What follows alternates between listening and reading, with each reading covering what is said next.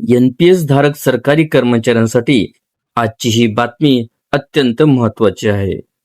आता तुमच्या एनपीएस मधील गुंतवणुकीवर जास्त परतावा मिळवण्यासाठी एक मोठी संधी सरकारने उपलब्ध करून दिली आहे.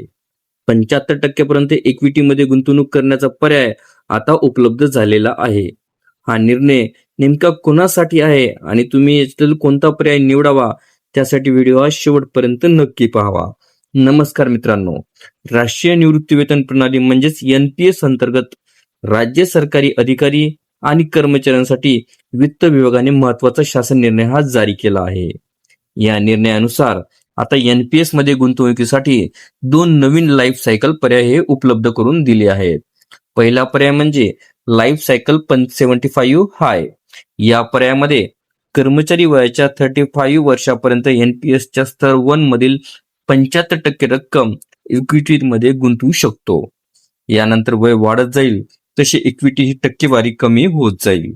दुसरा पर्याय म्हणजे लाईफ सायकल अग्रेसिव्ह. या पर्यायामध्ये वयाच्या 45 वर्षापर्यंत 50% रक्कम इक्विटीमध्ये गुंतवण्याची मुभा मिळणार आहे. त्यानंतर 55 वर्षापर्यंत इक्विटीची मर्यादा ही 35% राहणार आहे. आणखी एक महत्वाचा बदल म्हणजे सरकारने आधीच 2 पर्यायाचे नव्या नावाने उपलब्ध केलेले आहेत. त्यामध्ये कन्झर्वेटिव्ह लाईफ सायकल म्हणजेच life cycle 25 low, moderate life cycle त्यामध्ये लाईफ सायकल 50 मॉडरेट. म्हणजे आता एनपीएस मध्ये एकूण 4 गुंतवणूक पर्याय हे उपलब्ध असणार आहे. हा निर्णय 1 नोव्हेंबर 2005 किंवा त्यानंतर एनपीएस अंतर्गत नियुक्त झालेल्या राज्य सरकारी अधिकारी आणि कर्मचाऱ्यांना लागू होणार आहे. जिल्हा परिषदा, अनुदानित शाळा, महाविद्यालय, कृषी विद्यापीठे आणि संबंधित संस्थांसाठी स्वतंत्र आदेश हे काढले जाणार आहेत.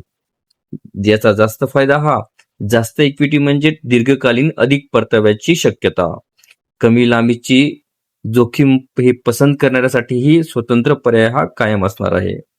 प्रत्येक कर्मचारी आपल्या वय आणि जोखीम क्षमतेनुसार पर्याय हे निवडू शकतो.